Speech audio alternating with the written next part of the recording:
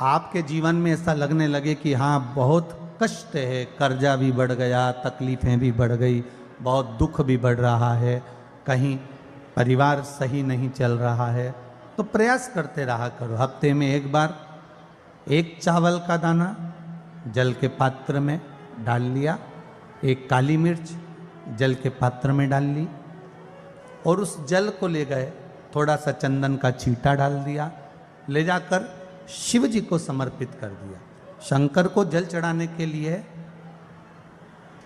5 स्थान हैं जहाँ शिव को जल चढ़ाया जाता है और शंकर उस जल को स्वीकार करते हैं, जिसको पंचगंगा कहा गया।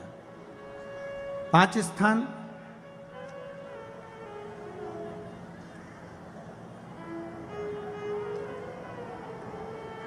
अच्छे से समझ लीजिएगा, जब भी शिव मंदिर में जाएं तो ये 5 स्थान शिव को जल चढ़ाने के लिए ये रखा है। शिवलिंग,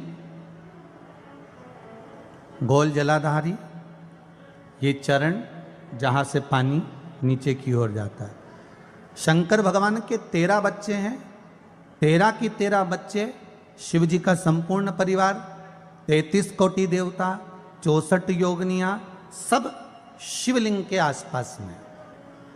आप शंकर जी के मंदिर में जाकर यह कभी ना विचार करना कि पार्वती जी को ढूंढना पड़ेगा या गणेश जी को ढूंढना पड़ेगा या कार्तिकेय जी को ढूंढना पड़ेगा या भैरव को ढूंढना पड़ेगा। हमें शंकर के मंदिर में जाकर किसी देवता को ढूंढने की जरूरत नहीं है। जहां शंकर भगवान का शिवलिंग रखा हुआ है वो माता जी का हस्तकमल है, माता पार्वती जी का स्थान है। जहां शिवलिंग रखा है वो शंकर भगवान है। जहां जलाधारी है उस जलाधारी के पास में जहां पानी बहता है बीच में अशोक सुंदरी का स्थान है। जहां से पानी बह रहा है उसका राइट भाग वहां गणेश जी का स्थान है, लेफ्ट भाग कार्तिकेय जी का स्थान है। शंकर भगवान के ऊपर जो जल गिर रहा है वो शंकर भगवान की 5 लड़कियां जया, विषहरा, शामली बारी, दौतली, देव, ये शंकर जी की 5 बेटियां ऊपर हैं। जहां से पानी बहकर उस निकासी से, जहां नाली बनी रहती है, पानी जहां से निकलकर बाहर मंदिर के जा रहा है वो 33 कोटि देवताओं का स्थान है। इसलिए सारे मंदिरों की परिक्रमा हो सकती है पर शंकर जी के मंदिर की परिक्रमा नहीं करते, क्योंकि वो जल जो जा रहा है वो 33 कोटि देवताओं का स्थान है, उसको हम लांघ नहीं सकते। वो स्थान जल चढ़ाते समय आप इसका स्मरण रखें।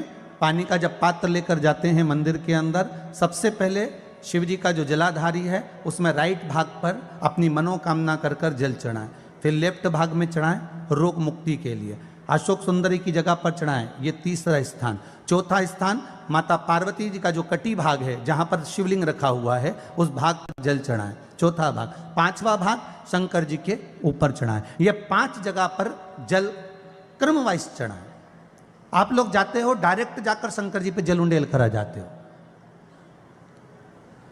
सीधे गए और शिव जी पे जाकर आपने जल चढ़ा दिया। हमारे यहाँ शास्त्र कहता है जैसे अपन देवताओं की पूजन करते हैं तो पंडित जी सबसे पहले पूजन किसकी कराते हैं? जम के बोलो जरा, गणेश जी की।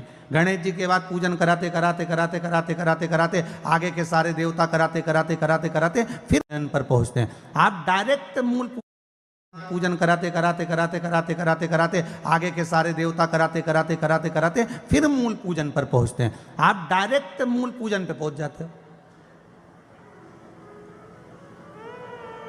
और सरल भाषा में समझ लो, जितनी सरल भाषा में समझोगे ना उतना अपने जीवन में उतर जाएगा। इस छत के ऊपर आपको चढ़ना है, निशानी रखी है,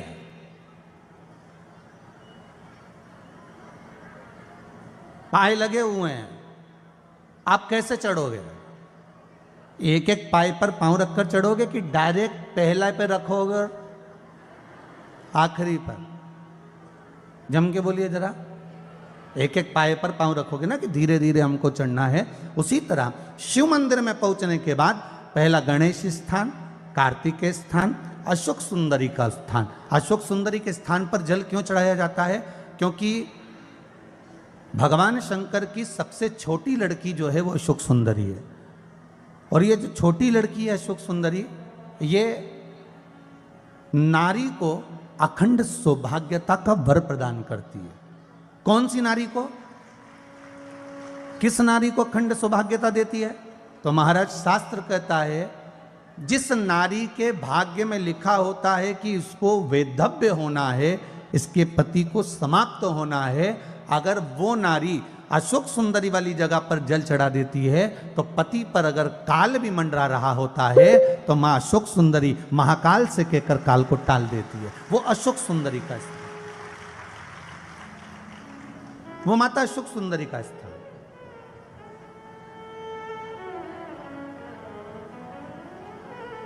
जल चढ़ाने का एक नियम है। यहां जल चढ़ाया, फिर कार्तिकेय बाबा को चढ़ाया, फिर अशोक सुंदरी को चढ़ाया, फिर कटी भाग पर। ये कटी भाग बड़ा विशेष भाग है महाराज, बहुत बहुत ध्यान दीजिएगा। जिस पति और पत्नी में विवाद होकर अदालत तक बात पहुंच गई हो और तलाक तक की नौबत आ रही हो, महाराज उनको जोड़ने के लिए ये कटी भाग मूल होता है। कौन सा कटी भाग? जहां पर शिवलिंग रखा है, जहां शिवलिंग रखा है ये कटी भाग मूल होता है। कहते हैं 5 सोमवार, लिंग पुराण वर्णन कर रही है, 5 सोमवार कटी भाग पर जहां शिवलिंग रखा हुआ है, 3 उंगली में मक्खन लेकर कटी भाग पर मात्र फेर देने पर और उस पर 7 जगह चंदन लगा देने पर पति और पत्नी का संबंध कभी समाप्त नहीं हो सकता, वो जुड़कर ही रहेगा, प्रेम बढ़कर ही रहेगा। कटी भाग का बड़ा बड़ा महत्व है महाराज। शिवलिंग के कटी भाग पर स्वयं मां जगतजननी जगदम्बा अपने हस्त कमल पर भगवान शिव को झेली हुई। अपने दुख को, अपनी तकलीफ को, अपने कष्ट को किसी दूसरे के दरवाजे पर जाकर कभी मत कहो, कभी मत।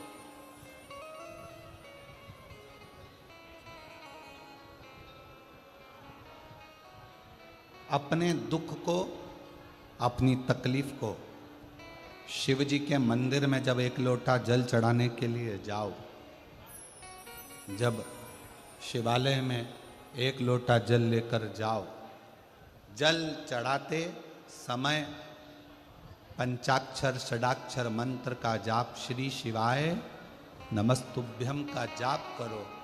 और जब शिवलिंग जलाधारी, ये चरण जहाँ से पानी बहकर नीचे गिरता है, वहाँ अपने हाथ को लगाकर अपने दुख को, अपनी तकलीफ को शंकर के उस अशोक सुंदरी गणेश कार्तिकेय के स्थान का स्पर्श करते हुए बाबा से जरूर कहो कि जैसे ये तुम्हारी बेटी है उसी तरह मैं तुम्हारी बेटी हूँ, जैसे तुम्हारे ये बेटे हैं वैसे मैं तुम्हारा बेटा हूँ। इनके दुख को आपने मिटाया था, मुझे भी अपनी बेटी मानकर मेरे दुख को मिटा दीजिए, मेरे दुख को समाप्त कर। किसी से मत कहो पर शिव से कहो, शंकर से।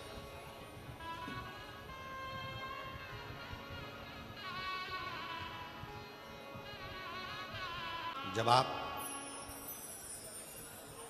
चरण पकड़कर अशोक सुंदरी की जगह पर अपने हाथ का स्पर्श कर कर, गणेश कार्तिकेय के स्थान का स्पर्श कर कर शिव से कहोगे तो शंकर अपनी औलाद आपको बनाएंगे और अपनी पुत्री समझकर आपका दुख जरूर मिटाएंगे। बैसाख का महीना चल रहा है, शंकर के शिवालय में जाओ। शिव के शिवालय में 3 स्थानों का स्पर्श अवश्य जरूर।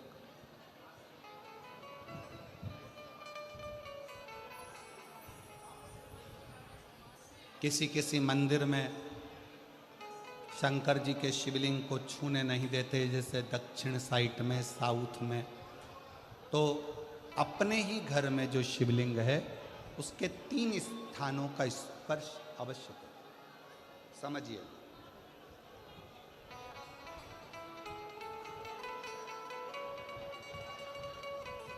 पहला शंकर भगवान के जहाँ से जल बहता है उस स्थान, ये जलाधारी है, जल बहता है, ये शिवलिंग है। यहाँ से जो पानी नीचे की ओर जाता है उस स्थान का स्पर्श अवश्य करें। दूसरा, शिवलिंग का जो गोल भाग है, उस गोल भाग में कहीं पर भी अपनी हथेली का स्पर्श अवश्य करें। तीसरा, शंकर भगवान के शिवलिंग का जो ऊपर का भाग है, वहां अपने अस्त्र का स्पर्श अवश्य करें।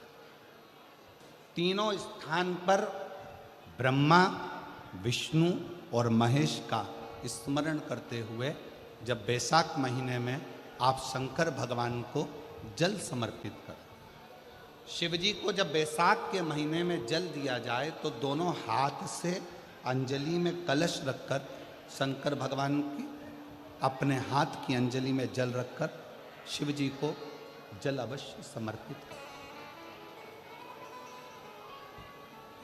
शिवरात्रि के बैसाख महीने की शिवरात्रि पड़े, बैसाख महीने की प्रदोष पड़े तो एक बेलपत्र शंकर को अवश्य समर्पित करें। मान लो गर्मी बहुत तेज है, पेड़ों पर बेलपत्र नहीं मिले तो एक दुर्वा शिव को अवश्य समर्पित करें। मान लो बहुत तेज गर्मी पड़ने पर, या रतनगढ़ में तो हम देख रहे हैं रजी रज धूली धूल इतनी है, मिट्टी इतनी है कि यहाँ तो दुर्वा मिलना भी बड़ा मुश्किल है, तो एक चावल का दाना शिव को जरूर समर्पित करो। उतने में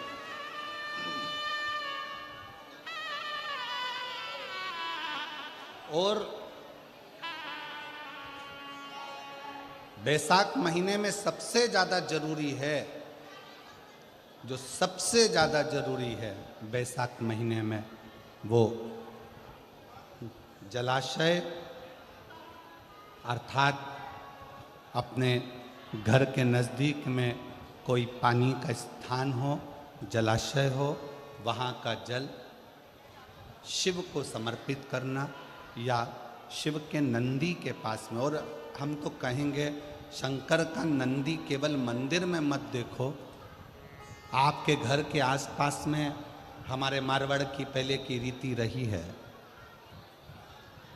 राजस्थान में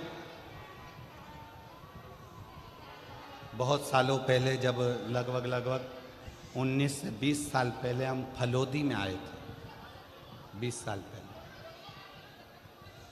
और 20 साल पहले जब हम फलोदी में आए थे राजस्थान में, तो हमने उस फलोदी राजस्थान में देखा था कि प्रत्येक घर के बाहर पत्थर का एक छोटा सा कुंडा जैसा होता।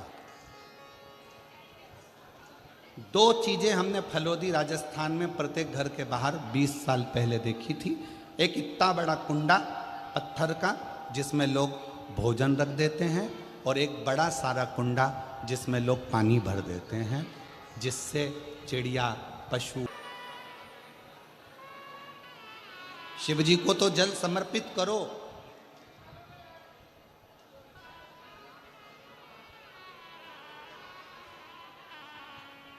साथ में कोई जीव का भी अगर कल्याण हो जाए आपके एक लोटा जल से, तो उसको भी जल दीजिए, उसको भी।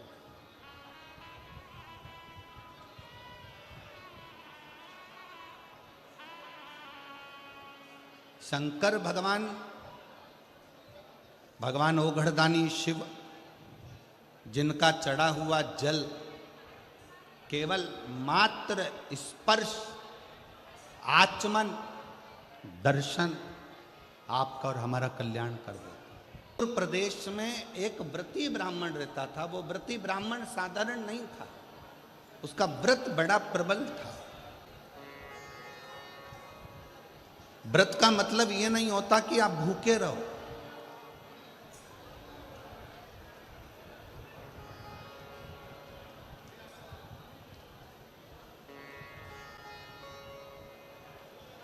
भाई श्री हनुमान प्रसाद जी पोद्धर जी ने अपनी वाणी में कल्याण के शिव अंक में, अगर बन सके तो आप पढ़िएगा, कल्याण के शिव अंक में भाई श्री ने एक लाइन लिखी है।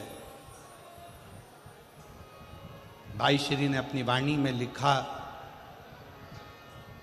कि भगवान को पाने के लिए अगर तुम अपने दिल से एक बार अगर मुख से कह दोगे कि हे प्रभु मैं तुम्हारा हूं और तुम मेरे हो, बस ये बात अगर दिल से कह दी तो परमात्मा भी तुम्हारा हो जाता है और तुम परमात्मा के हो जाते हो।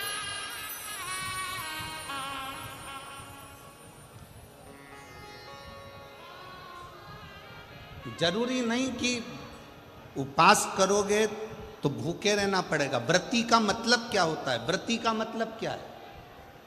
एक सिंहपुर प्रदेश में एक व्रती ब्राह्मण रहता था। व्रती ब्राह्मण का मतलब यह है कि वो कुछ खाए पीने से या उपास रखने से, साबूदाना खाने से, मोरधन खाने से, चिप्स खाने से, वेपर्स खाने से, पपीता खाने से, सेवफल या केला खाने से व्रत नहीं होता।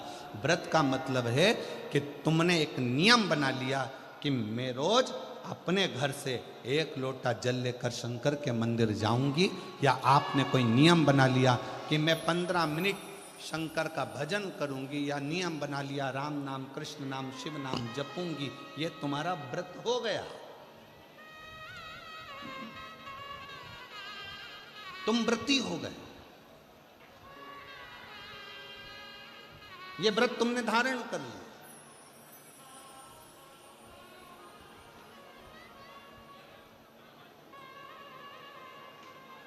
कई माताओं ने नियम बनाया, रतनगढ़ की ही रहने वाली माताएं, कई माताएं रतनगढ़ की ही रहने वाली पंडाल में रह रही है, कई माताएं रतनगढ़ की।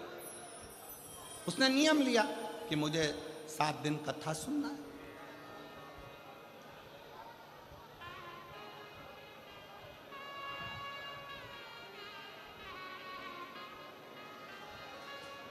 उसका नियम था, व्रती है। व्रत करने का मतलब यह नहीं है कि तुमने उपास करा, कुछ खाया पीना छोड़ दिया, कुछ खाना पीना छोड़ दिया तो भगवान तुमसे प्रसन्न हो जाएगा। शिव महापुराण की कथा कहती है, शंकर भगवान की कथा कहती है, यहाँ शिव पुराण कहती है कि आपका एक व्रत, कुछ भी अपनी जिंदगी में एक संकल्प, एक नियम ले लो, शिव पूरा कर देगा। व्रती हो गया। एक ब्राह्मण रहता था, बड़ा व्रती था, महाव्रती।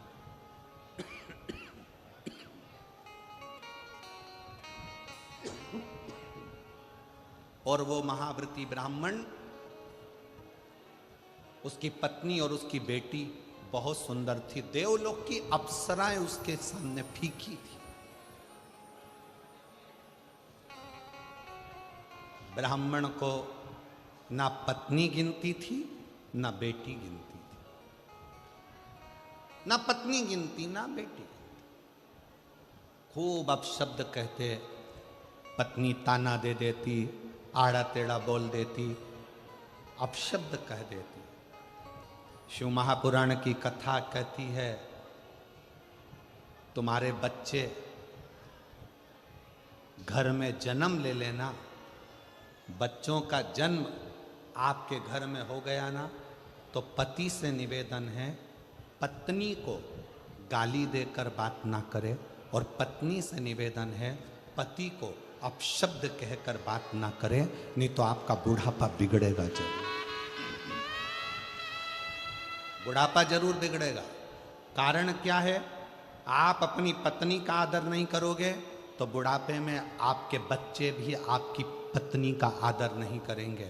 आप अपने पति का आदर नहीं करोगे तो बुढ़ापे में आपके बच्चे आपके पति का आदर नहीं करेंगे, और तुम दोनों का बुढ़ापा धीरे धीरे धीरे धीरे बेकार हो जाएगा। बेकार।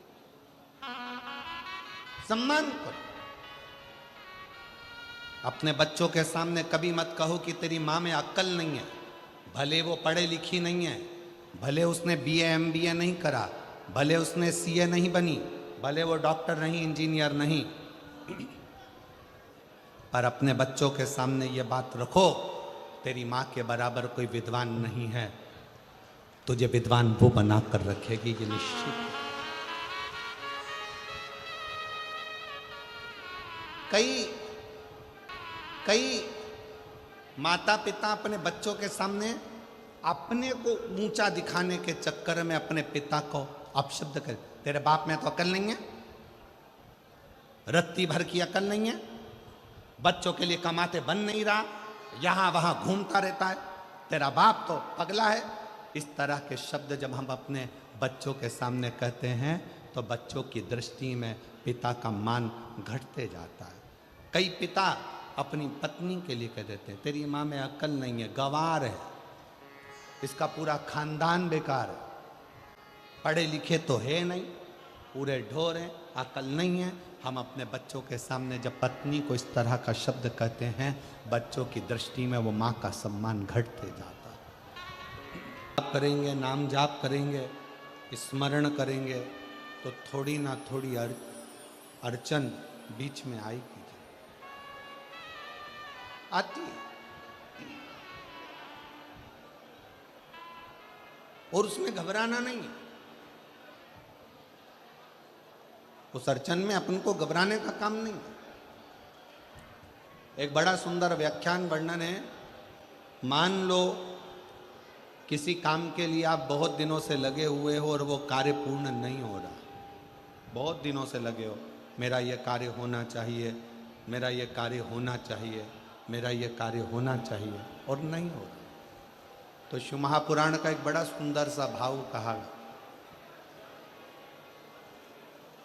बहुत सुंदर सा भाव वर्णन किया कि बेलपत्र का जो नीचे का जो भाग होता है, बेलपत्र के जो नीचे का जो भाग है, इस नीचे के भाग में थोड़ा सा गाय का घृत, देसी गाय का थोड़ा सा घी घृत इस नीचे के भाग में लगा लेना चाहिए। ये उनके लिए भी है जो बहुत दिनों से कोई कार्य करना चाह रहे हैं पर हो नहीं रहा, बहुत दिनों से लगे हुए हैं, आज होगा, कल होगा, परसों होगा, कोई फाइल अदालत में अटकी हुई है, कोई प्रशासनिक कार्य अटका हुआ है, कोई कार्य अटक रहा है, उसके लिए बहुत जरूरी। नीचे की जो डंडी है उसमें घृत लगा लो, घी गाय का, और इस दो पत्ती और बीच की पत्ती के बीच का जो डंडी का भाग है, बीच की जो डंडी का भाग है, इसमें लाल चंदन लगा लीजिए, बीच के भाग में लाल चंदन। और किसी भी